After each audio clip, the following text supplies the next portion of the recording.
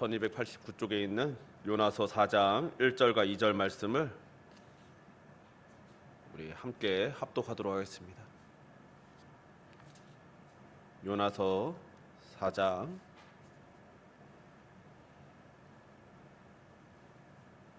1절과 2절 말씀.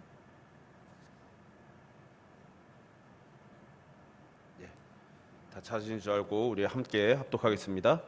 요나가 매우 싫어하고 성내며 여호와께 기도하여 이르되 여호와여 내가 고국에 있을 때 이러하겠다고 말씀하지 아니하였나이까. 그러므로 내가 빨리 다시스로 도망하였사오니 주께서는 은혜로우시며 자비로우시며 노하기를 더디하시며 인애가 크시사 뜻을 돌이켜 재앙을 내리지 아니하시는 하나님이신 줄을 내가 알았음이니이다. 아멘.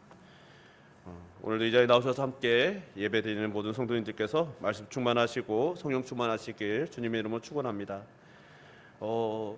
오늘 본문의 주요 인물인 요나는 참 어쩌면 구약에 나오는 모든 선지자들 중에서 우리에게 가장 친근하고 공감이 가는 선지자일 수 있지 않을까라는 생각이 듭니다. 왜냐하면 요나는 선지자임에도 불구하고 우리는 흔히 선지자라고 생각하면 참 하나님께 순종하고 하나님을 위하여 큰 일들을 잘 감당하는 탁월한 사람들로 생각하는데, 오늘 본문의 요나는 선지자임에도 불구하고 하나님의 뜻을 납득하지 못해서 순종하지 않았고 하나님의 강권적인 이끄심에도 끝내 온전히 순복하지 못하는 모습을 보여주는 그런 친근한 모습이 있기 때문이죠. 어느 날 하나님께서 요나에게 말씀하셨습니다. 하나님의 말씀이 아미떼의 아들 요나에게 임하니라. 이르시되 너는 일어나 저 큰 성읍 니느웨로 가서 그것을 향하여 외치라. 그 악독이 내 앞에 상달되었음이니라 하시니라. 아멘. 하나님의 말씀을 어느 날 요나가 들었습니다. 근데 그 요나는 하나님의 말씀을 듣고 일반적인 선지자들이 그 말씀을 듣고 나아가 선포하는 것과 달리 여호와의 얼굴을 피하여 니느웨의 정반대편에 있던 다시스로 도망가기 위해 욥바로 달려갔다라고 1장은 기록하고 있습니다.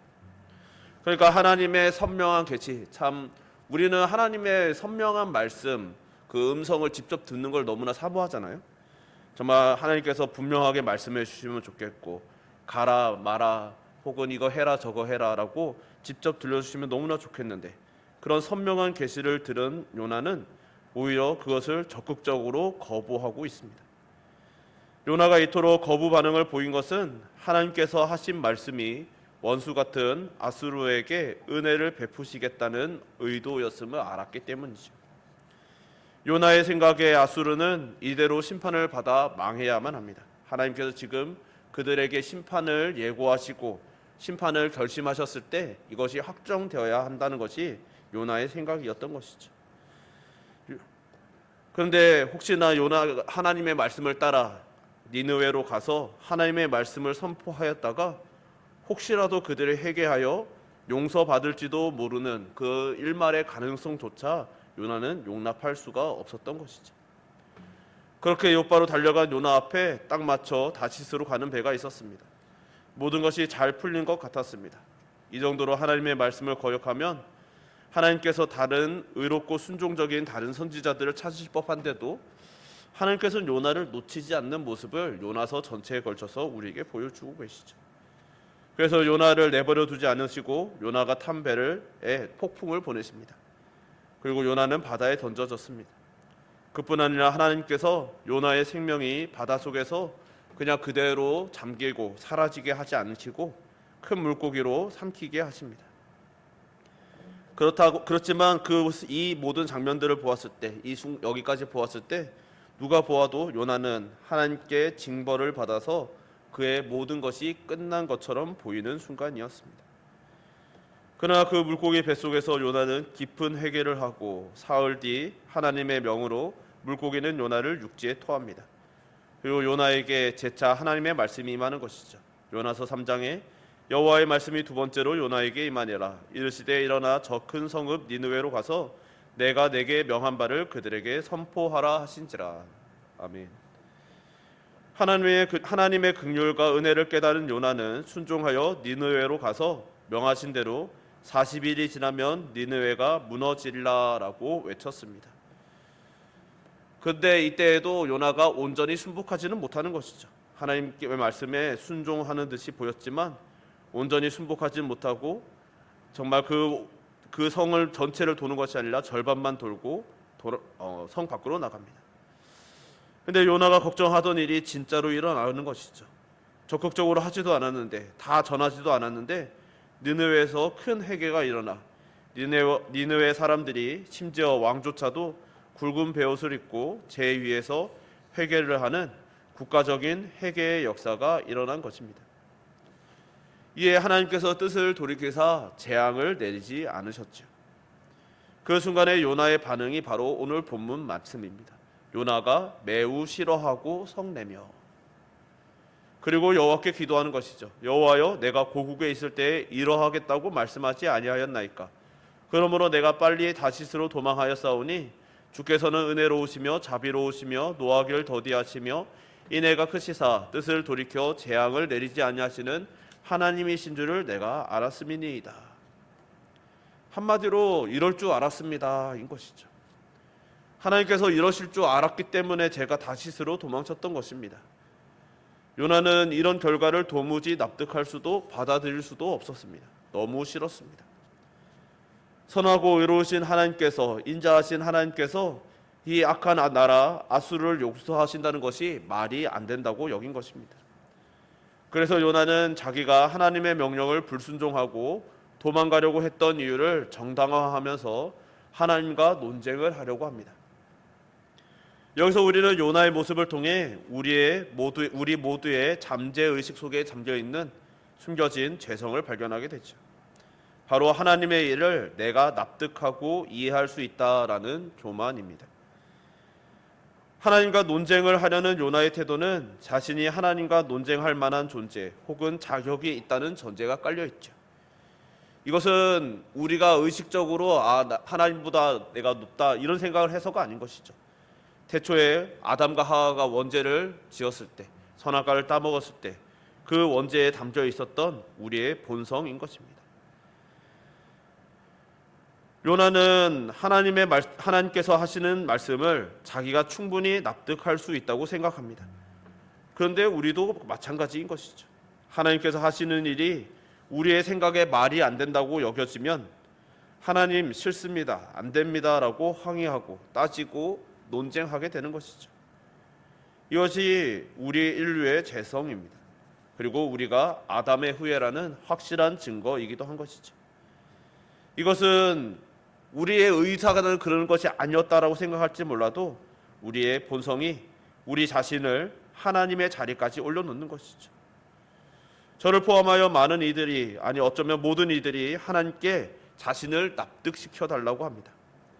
납득시켜 주시면, 제가 이해할 수 있으면, 하나님의 음성을 듣고 싶은 마음도 그런 것이죠. 하나님의 뜻이 100% 확실하다는 것을 저에게 납득시켜 주시면 순종하겠습니다 라는 것이죠. 주님을 믿고 따르는 중에도 이런 모습이 어느샌가 튀어나오고 있습니다. 정말 하나님 앞에서 배은망덕하고 버릇없고 건방진 태도인 것이죠. 그럼에도 오래 참으사 자비와 은혜가 한이 없으신 하나님께서는 요나를, 그리고 우리를 내버려 두지 않으시고 끝까지 붙들어 주시는 것이죠.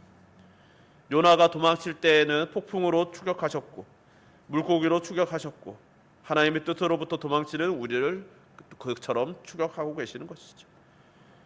그렇게 믿음으로부터 도망치고 교만으로 죄로 인하여 하나님으로부터 멀어지는 우리를 추격하사 끝내 우리를 믿음으로 이끄시는 것입니다. 그러나 그 과정은 순탄하지 않은 것이죠. 물론 요나를 포함한 우리 입장에서 그렇습니다. 오늘 본문 이후 요나는 자기가 바라는 대로 되지 않는다면 차라리 죽는 것이 낫겠다고 합니다. 그리고 니느웨가 어찌 되나 보겠다고 초막을 짓고 그 아래에서 지켜보고 있었습니다. 하나님께서는 그런 요나를 포기하지 않으시고 거듭 가르치시죠. 먼저 박넝쿨을 예비하사 그늘을 만들어 괴로움을 덜어주십니다. 이에 요나는 박넝쿨로 인하여 크게 기뻐하였다라고 성경은 기록합니다. 근데 이튿날 새벽 하나님께서는 벌레를 보내 박넝쿨을 갉아먹게 하셨습니다. 그로 인해 박넝쿨은 사라지고 말았죠. 그뿐 아니라 뜨거운 동풍을 예비하사 요나로 그 뜨거운 동풍을 맞게 하시고 해는 요나의 머리를 쪼아 요나가 혼미해지게, 그러니까 기절하기 직전까지 이릅니다. 이에 요나는 다시 하나님께 죽기를 구하는 것이죠. 이때 하나님께서 물으십니다. 하나님이 요나에게 이르시되 내가 이 박넝쿨로 말미암아 성내는 것이 어찌 옳으냐 하시니, 이에 요나의 반응이 격하게 나타나죠. 그가 대답하되 내가 성내어 죽기까지 할지라도 옳으니이다. 이 부분을 세번역은 이렇게 번역하죠. 옳다뿐이겠습니까? 저는 화가 나서 죽겠습니다. 그러니까 하나님께서 하시는 그 일이 부당하고, 그렇기 때문에 자기가 화를 내는 것은 정당할 뿐만 아니라 그 부당함 때문에 내가 화가 나서, 열불이 나서 죽을 것 같다라는 것이죠. 그만큼 하나님의 처사에 화가 난다는 것입니다. 요나의 답을 들으신 하나님의 질문이 요나서의 결론이죠. 4장 10절과 11절에 여호와께서 이르시되 내가 수고도 아니하였고 재배도 아니하였고 하룻밤에 났다가 하룻밤에 말라버린 이 박넝쿨을 아꼈거든. 하물며 이 큰 성읍 니느웨에는 좌우를 분변하지 못하는 자가 12만 여명이요 가축도 많이 있나니 내가 어찌 아끼지 아니하겠느냐 하시니라. 이 하나님의 질문에 요나가 무엇이라 답했는지는 요나서는 기록하고 있지 않죠. 그럼으로써 하나님의 질문에 대한 대답을 우리를 포함한 독자들에게 넘기고 있습니다. 여기서 우리는 인간이 하나님과 토론을 하거나 의견을 주고받을 만한 그런 자격이 없음에도 불구하고 하나님께서는 요나를 설득하고 계시는 것을 보게 되는 것이죠. 그리고 그 하나님의 설득 끝에 하나님께서 주시는 질문에 요나는 답해야 했습니다. 그 질문에 대한 요나의 답이 무엇이었는지 성경은 기록하고 있지 않지만 성도인 우리는 그 답을 어느 정도 짐작할 수 있죠. 그것이 입술을 열어 하는 말이든 혹은 침묵이었든지 간에 요나의 마음이 완전히 납득되었든지 그의 감정이 온전히 하나님을 향한 기꺼운 마음이 되었든지 간에 그것과는 상관없이, 심지어 아수를 향한 요나의 감정과도 상관없이 결국 요나의 대답은 하나님께서는 언제나 옳으십니다인 것이죠. 그리고 저는 하나님의 뜻을 다 알 수 없습니다. 그러니 저는 하나님을 따르겠습니다인 것입니다. 그리고 이것이 하나님을 경외하고 사랑하고 순종하는 믿음인 것이죠. 우리는 어떻게 요나의 믿음이 설명을 요구하는 믿음으로부터 단지 하나님께서 하나님이시기에 그 하나님을 경외하는 믿음의 자리로 가게 되는지를 보게 되는 것이죠. 우리는 요나뿐 아니라 욥의 고백도 알고 있죠. 욥이 당한 그 많은 고난을 우리가 함께 살펴본 바 있는데, 그 고난을 통과하며 욥기 42장 5절에 욥이 이런 고백을 하죠. 내가 주께 대하여 귀로 듣기만 하였사오나 이제는 눈으로 주를 배움나이다. 이 고백은 욥의 고난이 끝났기 때문에, 욥이 고난을 모두 통과했기 때문에 나올 수 있었던 고백이 아니죠. 욥기에서 욥이 친구들과 논쟁하며 그 많은 마음이 상하였던 이유는 지금 고통을 당하고 있기 때문이 아니었습니다. 물론 고통이 고통스러웠겠지만 그가 논쟁하며 납득할 수 없었던 것은 이해가 되지 않는다였던 것이죠.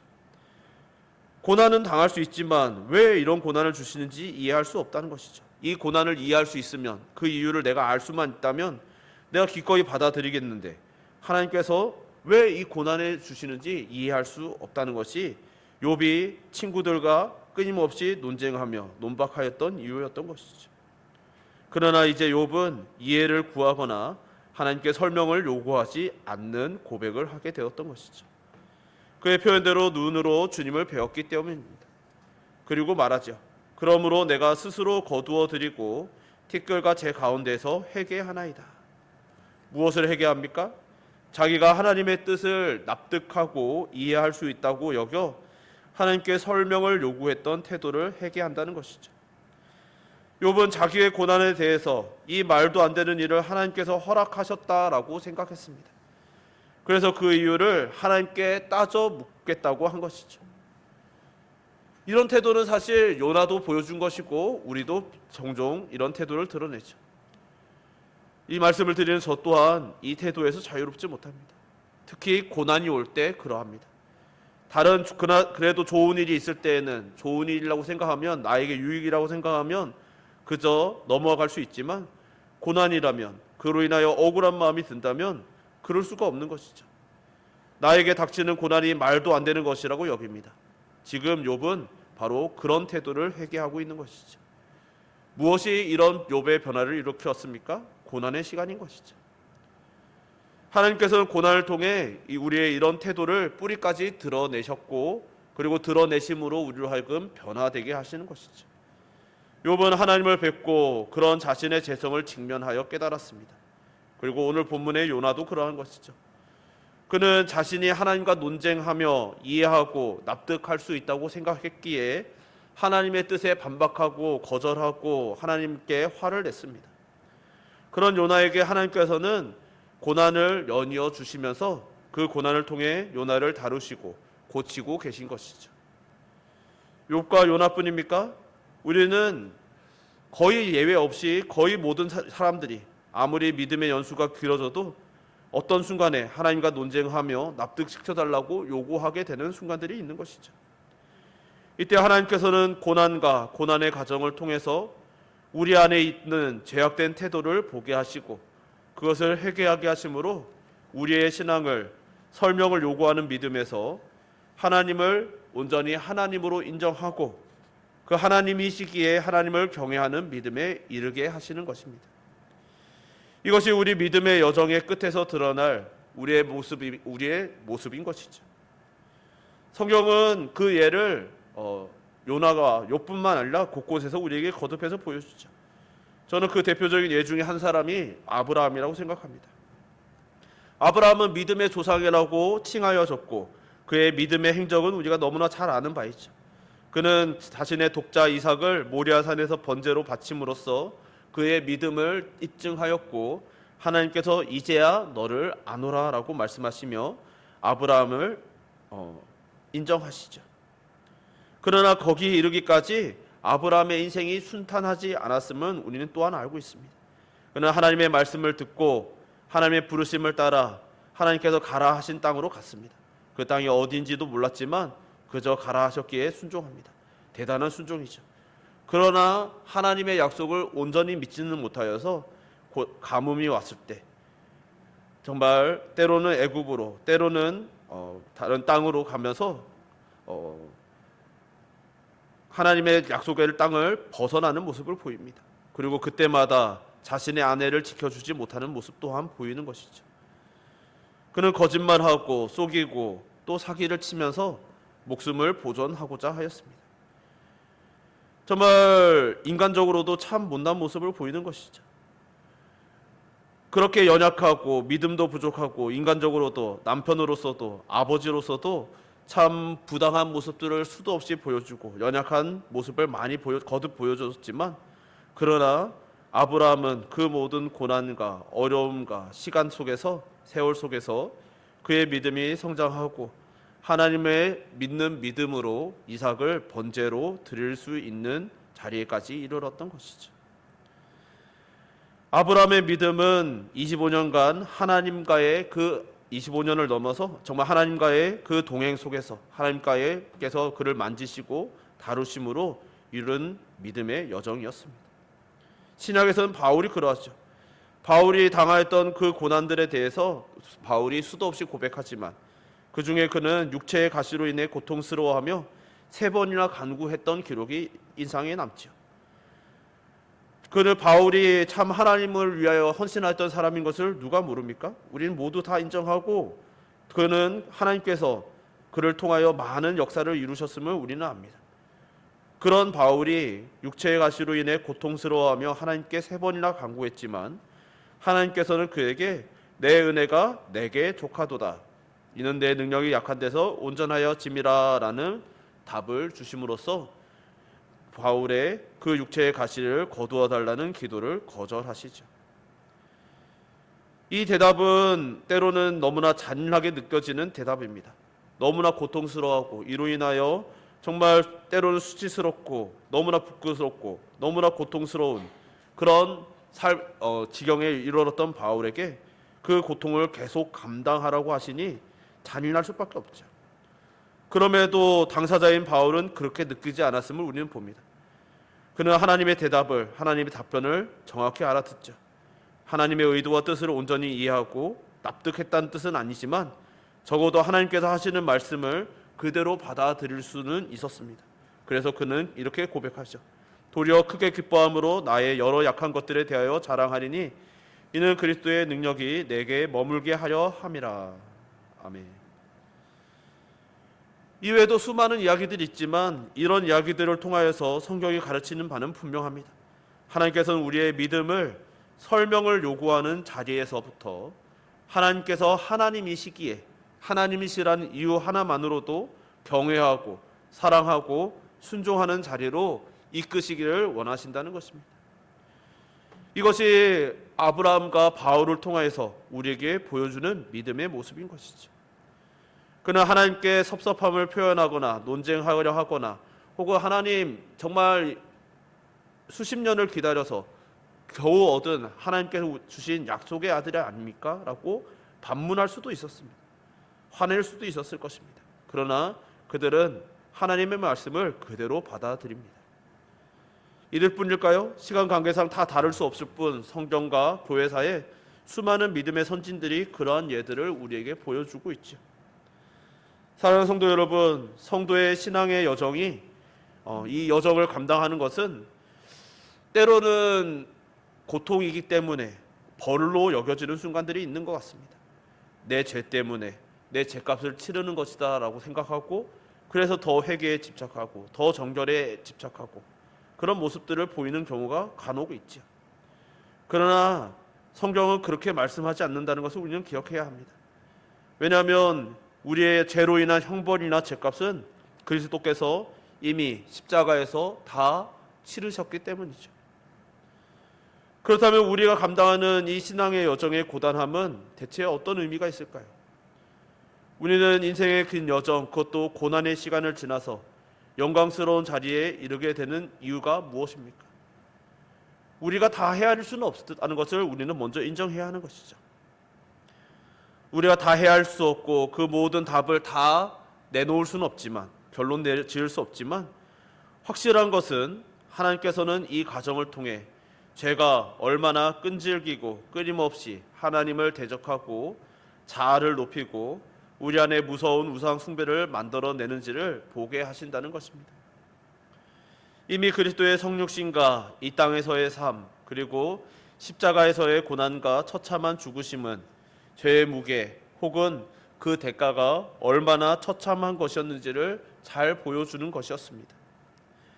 아담과 하와의 죄 때문에 전능하신 창조주 하나님, 독생하신 성자 생명을 주시고 생명의 주관자 되시는 예수 그리스도께서 피조물인 인간에게 죽임을 당하셔야 했습니다. 이 땅을 살았던 사람 중 죄의 무서움을 아담과 하와처럼 경험한 사람은 없을 것입니다. 그들은 범죄하자마자 죄로 말미암아 잃어버리게 된 것들을 그처럼 선명하게 경험한 사람도 없을 것이죠.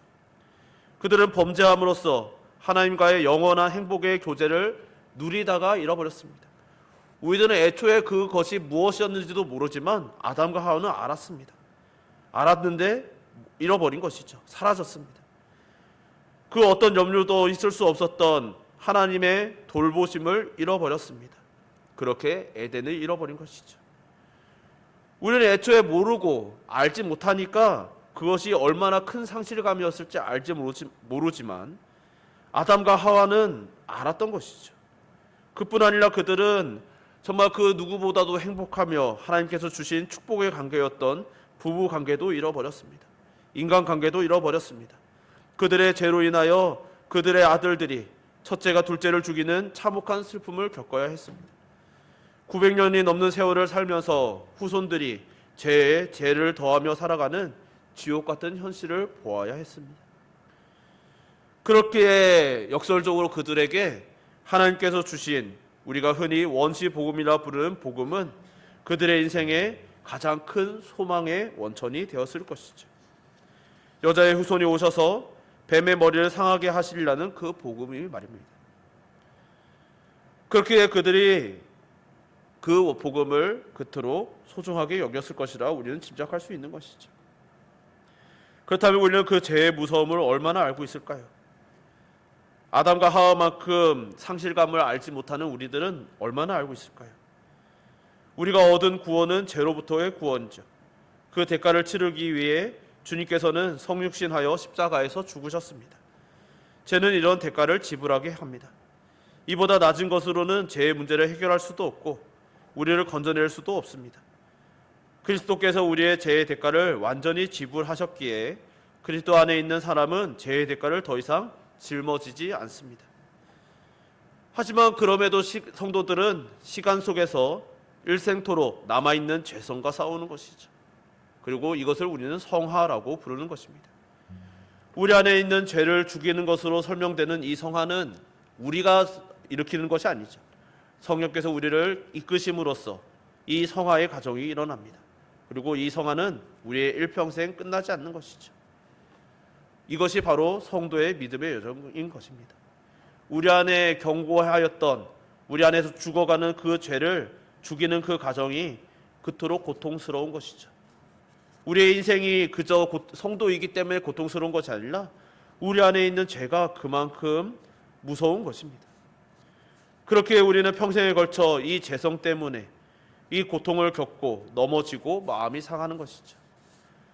그래서 어찌 보면 우리가 그런 고통 때문에 하나님께 화가 난 것 같지만 사실은 죄성이 만들어내는 일들입니다. 하나님께서 하나님이시기에 그분을 경외하며 사는 믿음은 단 한순간에 이루어지는 것이 아닌 것이죠. 하나님께서 하나님이시기에 그 하나님을 경외하며 사는 믿음은 이런 죄성을 우리 믿음을 거부하고 믿음을 거절하며 정말 어떻게든 이 믿음으로부터 벗어나게 하고자 하는 그런 것과의 싸움이 되는 것이죠. 그리고 우리는 그 죄성과 싸우는 속에서 우리는 이것밖에 안 되는 존재라는 사실을 받아들이며 살아가게 되는 것입니다. 근데 이것이 우리 스스로의 힘으로는 받아들일 수 없는 것이죠. 정말 지금 저 자신만 돌아보아도 정말 지금까지 말씀을 가까이 하고 배우고 또 기도하며 살아왔지만 여전히 어느 순간인가는 내가 그래도 하나님을 위해서 이만큼 헌신했는데 라는 생각이 드는 순간이 있는 것이죠. 그러면서 또다시 성령께서 말씀을 통해 깨닫게 하시면 내가 이것밖에 안 되는구나 라고 다시 한번 깨닫게 되는 것입니다. 나는 이것밖에 안 되는 존재라는 것을 받아들이지 못하는 것, 그것이 바로 우리의 죄성입니다. 자신은 납득하기 전에는 순종할 수 없다고 생각하게 되는 것이죠. 그래서 하나님께 설명을 요구하게 됩니다. 내 인생은 왜 이래야 하는지 그 이유를 대라고 하나님께 따지게 됩니다. 언제까지요? 우리의 믿음을 경주를 완주하여 영화에 이르기까지 이런 일들이 우리의 삶에서 반복되는 것입니다. 다만 그 성화가 이루어지면서 그 빈도가 점점 낮아지고 텀이 길어지는 것뿐인 것이죠. 그 과정에서 우리는 하나님께서 하나님이시기에 단지 하나님이시라는 그 이유 하나만으로 그 하나님을 사랑할 수 있게 되는 것이고 그 하나님께서 명령하셨기 때문에 더 이상 묻지 않고 순종할 수 있게 되는 것이죠. 우리들은 아직 그 여정 중에 있는 것입니다. 그렇게 아직도 우리는 때로는 하나님의 말씀에 순종하다가도 때로는 하나님께 이유를 설명해 달라고 소리치기도 하고 납득시켜 달라고 화를 내기도 합니다. 왜 내 인생에 이런 일이 일어나는 것이 이런 말도 안 되는 일이 일어나냐고 원망하기도 합니다. 그리고 이것은 우리가 하나님 앞에 하나님께서 우리를 치료해 주시는 과정인 것이죠. 우리의 죄성을 치유하시며 제거하시며 정말 성화로 이끌어 가시는 과정 속에서 드러나는 우리의 죄인 것입니다. 그래서 우리의 믿음은 우리의 이 성화는 끝이 없는 것이죠. 우리의 경건도 끝이 없는 것이죠. 정말 이 정도면은 충분히 정말 성화가 이루어진 것 같았는데 그래도 어느 순간 불뚝 튀어오르는 우리의 죄성을 깨닫게 되는 것입니다. 그리고 이 모든 죄를 이 믿음의 여정을 통해서 죄의 무서움을 우리는 점점 더 깊이 처절하게 깨닫고 경험하며 주님께서 이 죄를 멸하시려 나의 이 깊고 깊은 처참한 죄를 멸하시려 이 땅에 오셨다는 것을 점점 더 깊이 깨닫게 되는 것이죠. 아담과 하와가 범죄한 일이 어떤 결과를 낳았는지 생각하고 또 그로 인하여 나의 마음속 깊은 내 심령 깊은 곳에서부터 여전히 남아있는 자신의 죄를 보며 몸부림치는 것이죠. 아무리 뽑아내고 이 정도면 충분히 제거된 것 같지만 여전히 남아있는 나의 죄성을 보며 또 내 자식들이 범죄하는 것을 보며 몸서리치며 두려워하게 되는 것입니다. 우리는 고난 중에 이런 인생의 여정에서 끊임없이 이렇게 말하게 되는 것이죠. 하나님, 이건 아니죠. 너무하십니다. 어떻게 이러실 수 있습니까? 그리고 자기 연민에 쌓여 살아갑니다. 자기 외에는 아무것도 보이지 않습니다. 이것이 우리의 죄성입니다. 그런 우리에게 하나님께서는 그 모든 것을 보게 하시며 겪게 하시며 말씀하시는 것이죠. 너의 안에 있는 죄를 보아라. 죄가 이 모든 비참함의 열매를 맺게 한 것을 보라고 하시는 것이죠. 하나님께서 죄를 멸하려 독생자를 보내신 이를 생각하라고 말씀하십니다. 성령께서 오늘도 우리 안에서 죄를 탄식하시고 죄와 싸울 힘을 더하시는 것을 깨달으라고 말씀하십니다. 이것이 우리 인생의 믿음의 여정이 한순간에 이루어지지 않는 이유인 것이죠. 하나님께서는 아담과 하와의 죄가 아니라 바로 너 자신의 죄, 내 안에서 하나님을 대적하고 하나님과 견주려 하고 자신을 끝없이 높이려는 자기의 중심성을 보라고 하십니다. 우리의 인생에 예기치 못한 고난이 찾아올 때 우리는 어떠합니까? 정말 끊임없이 분노하고 있지는 않습니까? 그런 단계를 지나간 것만 같았는데 어느 순간 또다시 하나님 어찌 이러실 수 있습니까? 라고 말하고 있지는 않습니까? 그때마다 하나님의 대답은 한결같으신 것이죠. 죄를 보아라. 죄를 보아라. 제가 나와 너희 사이를 갈라놓고 있는 것을 보아라.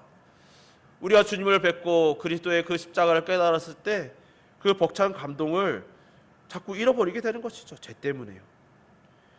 우리의 상황 때문에 멀어지는 것이 아닙니다. 우리 죄 때문에 하나님과 멀어지는 것입니다.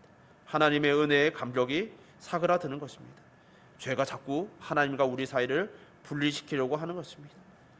그리고 하나님께서는 끊임없이 그것을 깨닫고 그러니 이런 것을 위해서 이 문제를 해결하기 위해서 독생자를 보내셨음을 깨닫고 나의 아들이 독생자 예수 그리스도께서 십자가에서 죽은 것이 바로 끝없이 일어나는 그 무서운 죄 때문이라는 사실을 깨달으라고 말씀하시는 것이죠. 우리가 자신의 고통에서 이 고통을 초래한 죄를 보게 될 때 그리고 그 죄를 해결하려고 사랑하는 구주께서 이 땅에 오셔서 십자가에서 죽으신 것을 보게 될 때 우리는 욥처럼 고백할 수 있게 되는 것이죠. 내가 죽게 대하여 귀로 듣기만 하였사오나 이제는 눈으로 주를 배옵나이다. 그러므로 내가 스스로 거두어드리고 티끌과 제 가운데서 회개하나이다. 이 인생의 과정에서 우리의 믿음이 설명을 요구하는 믿음에서 하나님이 하나님이시기에 경외할 수 있는 믿음으로 변화되어져 갈 때 우리는 비로소 그리스도의 구속의 은혜와 하나님 아버지의 말할 수 없는 사랑의 무게를 알고 감격할 수 있게 되는 것이죠. 그렇기 때문에 하나님께서 요나에게 물으신 질문을 우리도 결국은 대면한다는 사실을 잊어서는 안 되는 것입니다. 요나가 그런 사람이었다라고 말해야 할 수 있는 것이 아닌 것이죠. 이것은 피해갈 수 있는 질문이 아니라 우리가 반드시 직면할 수밖에 없고 어쩌면 영화에 이르기까지 날마다 들어야 할 질문인 것이죠.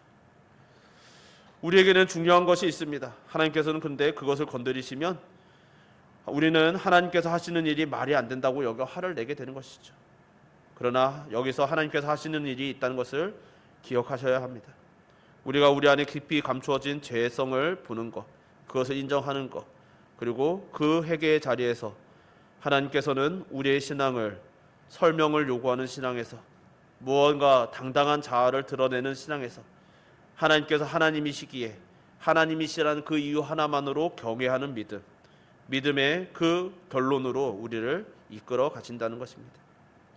우리는 다 이 과정을 살아가고 있습니다. 그리고 우리는 믿어야 하는 것이죠.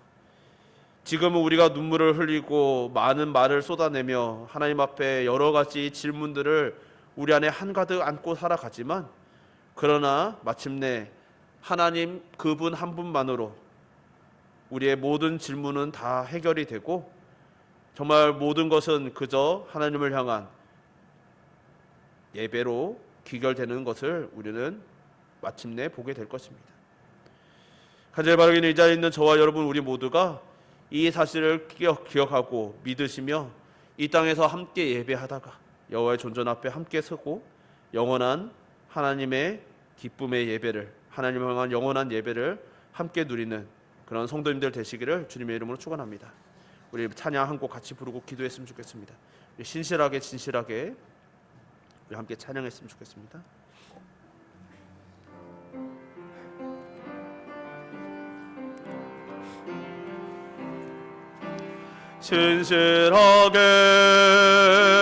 진실하게 거룩하게 살게 하소서. 진실하게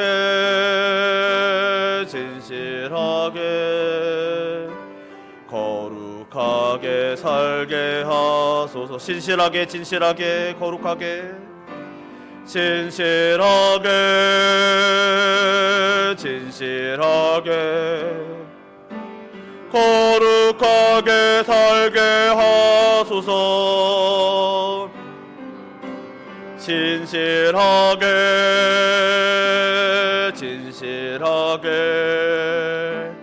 거룩하게 살게 하소서.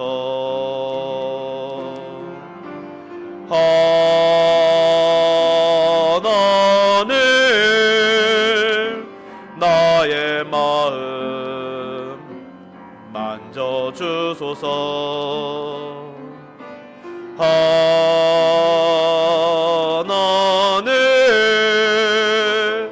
나의 영혼 새롭게 하나님 나의 기도 들어주소서. 하나님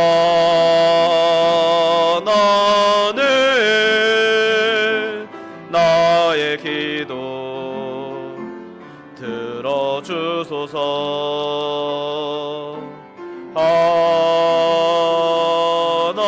하나님 주의 길로 인도하소서. 우리 함께 기도합시다. 우리가 그토록 사모하는 거룩은 다른 것이 아닙니다. 하나님을 온전히 신뢰하는 것이죠. 그러기 위해서 우리가 말씀을 보는 것이죠. 기도하는 것이죠. 예배 드리는 것이죠. 우리가 하나님을 알면 알수록 우리는 더 이상 질문이 사라지는 것입니다. 하나님은 하나님이시고 하나님이시기 때문에 우리는 그분의 말씀을 들을 수 있고 그분의 명령에 기꺼이 우리의 인생을 바칠 수 있습니다. 그런데 죄성은 끊임없이 우리에게 질문을 일으키죠. 하나님 못하겠습니다. 왜 이래야 됩니까? 언제까지요? 그러나 성경은 그 질문이 우리의 물론 질문할 수 있습니다. 하나님께서 그 질문을 거절하시는 분이 아니십니다. 그러나 우리가 하나님을 의심하고 하나님께 순복하지 못하는 그 모습이 바로 우리의 죄성이라고 성경은 우리에게 가르쳐 주시는 거예요. 이 시간 우리가 함께 기도하기를 소망합니다. 주님, 우리가 주님을 온전히 주님으로 하나님으로 인정하게 하여 주시옵소서. 하나님이시기에 하나님을 신뢰하고 하나님께서 뜻이 있음을, 하나님께서 나보다 크시고 하나님의 그 계획은 선하시며 정말 우리를 살리시는 계획이심을 우리가 신뢰하고 하나님의 말씀에 순복하며 하나님의 말씀을 따르는 성도 되게 하여 주소서. 그런 거룩한 백성 되게 하여 달라고 이 시간 주여 한번 부르고 함께 기도합시다. 주여, 살바그레요 풍성하신 하나님 아버지, 하나님께서 우리를 사랑하사 우리를 죄 중에 내버려 두지 아니하시고 독생자 예수 그리스도를 보내사 그 십자가를 지시고 피조물에게 죽으시고 그로 인하여 하나님의 그 참혹한 죄의 문제를 해결해 주셨음을 감사드립니다. 그래서 우리는 더 이상 이제 죄의 문제는, 죄값은 우리가 치르는 것이 아니라 이미 해결되었고 하나님께서 말씀하시는 거죠. 우리를 구원하셨음을 믿고 신뢰하며 우리의 생명의 주인 되신 주님을 따르면 되는 것을 우리가 너무나 잘 압니다. 그런데 죄성은 끊임없이 우리 안에서 하나님을 의심하게 합니다. 하나님의 선하신 뜻을 의심하고 하나님께서 우리를 살리시는 분이시라는 것을 의심하게 합니다.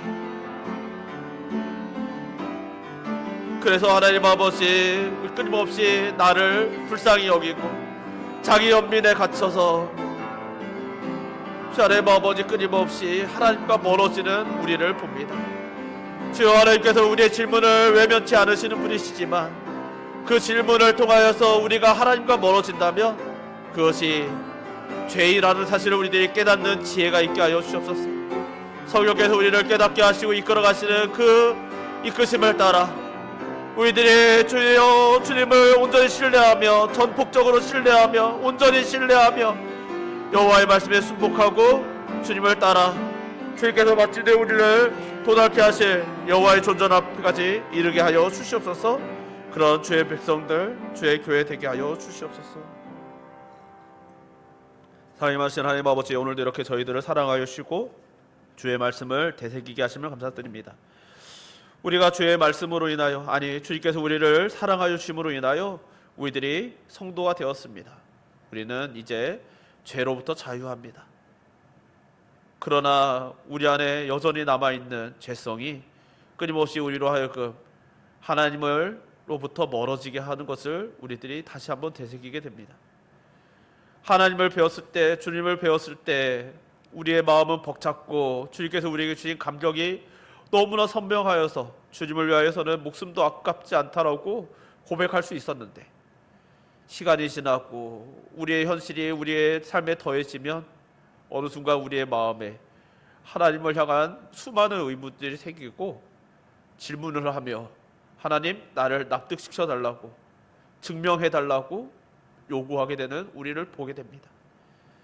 주님, 간절히 소망하오니 날마다 주의 말씀과 성령께서의 지도하심으로 우리들을 인도하여 주셔서 우리의 그 마음에 끊임없이 일어나는 이 죄성을 끊임없이 해결하여 주시고 우리로 영화로 이끌어가 주셔서 우리들이 마침내 여호와를 온전히 신뢰하며 하나님이시기에 하나님을 따를 수 있는 믿음에 이르게 하여 주시옵소서. 하나님께서 우리를 그 자리로 이끄시며 마침내 여호와의 존전 앞에 그렇게 서게 하실 줄을 믿사오며 예수님 이름으로 기도드립니다. 아멘.